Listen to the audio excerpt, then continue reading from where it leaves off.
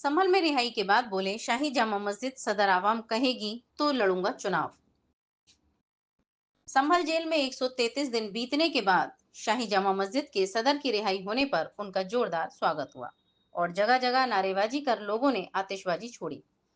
इस दौरान उन्होंने कहा कि अगर आवाम चाहेगी तो मैं चुनाव लड़ूंगा। जमानत होने के बाद जफर अली एडवोकेट जामा मस्जिद सदर मुरादाबाद कारागार से रिहा हुए। रिहा होने के बाद मुरादाबाद से चलकर चंदोसी चौराहे पर पहुंचे। चंदोसी चौराहे पर फूलमाला पहनाकर लोगों द्वारा स्वागत किया गया।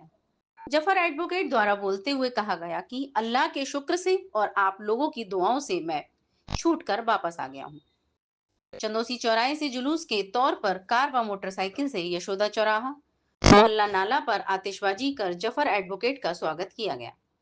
वहां से चलकर एक रात की मस्जिद से पैदल चलकर लोगों द्वारा नारेबाजी की गई, जिसमें जफर एडवोकेट जिंदाबाद, जामा मस्जिद सदर जिंदाबाद व अल्लाहू अकबर में नारा तब्दील कर अल्लाहू अकबर के नारे लगाते हुए अनार वाली मस्जिद पर आतिशबाजी कर स्वागत किया गया।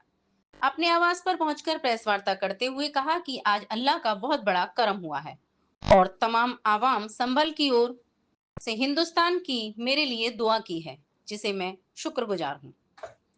मौला का शुक्रगुजार हूँ, अल्लाह का शुक्रगुजार हूँ, जो मैं आज यहाँ छूट कर आ गया हूँ।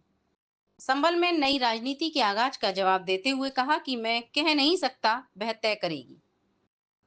इसके बारे में मुझे कोई जानकारी नहीं है, मेरी किसी से कोई मुलाकात नहीं है। यह सब बातें आवाम तय करेगी मुझे आगे क्या करना है। किसी को काबिज करने के लिए और किसी को बचाने के लिए पावर का होना बहुत जरूरी है। अगर मेरे हाथ में पावर होती तो मैं शायद जेल में ना होता।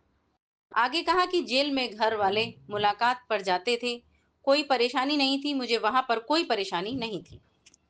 जमानत पर छूटे हैं, क्या कहना चाहते हैं?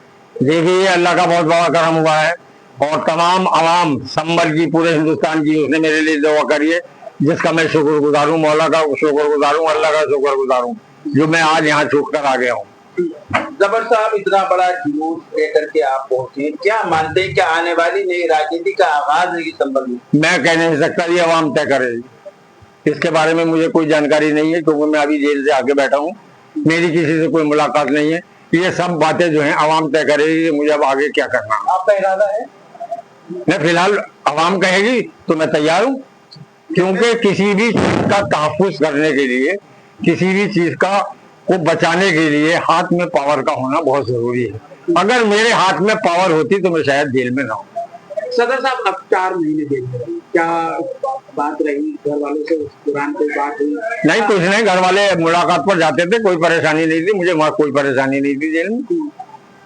अच्छा सदर साहब, तो पुलिस ने आपको पूछताछ की थी जो हिंसा को लेकर, क्या क्या बातें उनकी कुछ बता? कुछ नहीं, वो तो बहुत लंबी चौड़ी बातें हैं, उसको क्या कैसे 2 मिनट में बताया जा सकता। पूछताछ हुई थी, हाँ, इसमें दो राय नहीं है।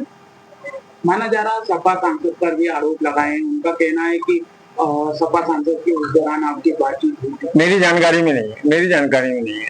तो क्या मानते हैं क्यों भेजा पुलिस ने आपको जेल? पुलिस ने इसलिए भेजा कि पुलिस के ऊपर मैंने झूठे आरोप लगाए। तो साहब, आपने बयान दिया था, उसके बाद भी आपने क्या उस बयान में कायम है अपने? नहीं, अब क्या, वो तो बयान ही खत्म हो गया, अब क्या बयान है?